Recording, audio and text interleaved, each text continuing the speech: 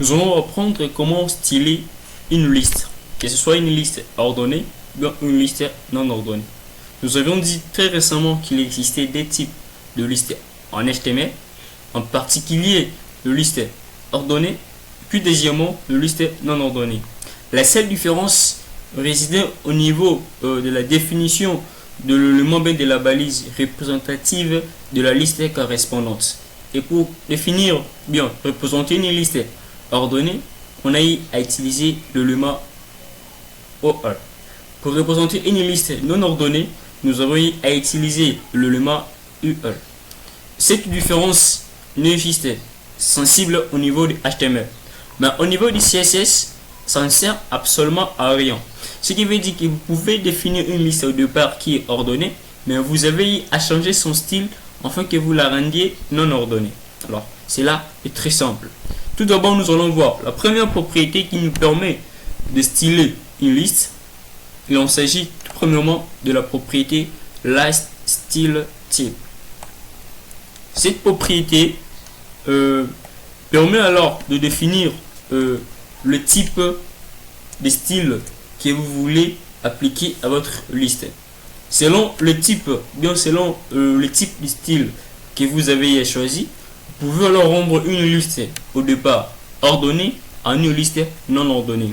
Ce qui sera question là-dessus, c'est de savoir quelle valeur accorder, bien donnée à cette propriété, afin que vous rendiez une liste ordonnée en une liste ordonnée, bien que vous n'échangiez uniquement l'ordre ou bien les symboles de cette liste. Alors, les valeurs sont mentionnées dans la description, mais nous pouvons voir par exemple le symbole square. On change, on met au départ il s'agit bien d'une liste non ordonnée. Mettons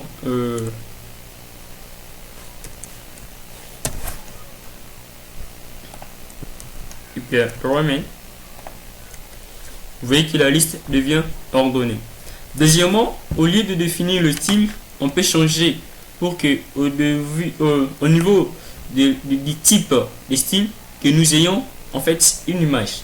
Alors, pour mentionner une image à la place du type de style, nous utilisons la propriété style list style image. Alors, c'est ici niveau que vous allez mentionner une image telle que nous avons vu la manière dont nous avons y à insérer les images, c'est-à-dire vous mettez le nom ainsi que le format. Et puis, deuxièmement, les deux propriétés que nous venons de voir peuvent être regroupées en une seule propriété. Cette propriété sera la propriété list style. Alors, il existe une quatrième propriété qui n'est pas vraiment importante, non spécifique, c'est la propriété style position. Nous allons maintenant définir la position uniquement de votre liste. Alors, elle ne sert absolument à rien, mais si vous en voulez en savoir plus, veuillez voir au niveau de notre description. Alors, on se retrouve très prochainement pour voir comment styler le tableau en HTML CSS.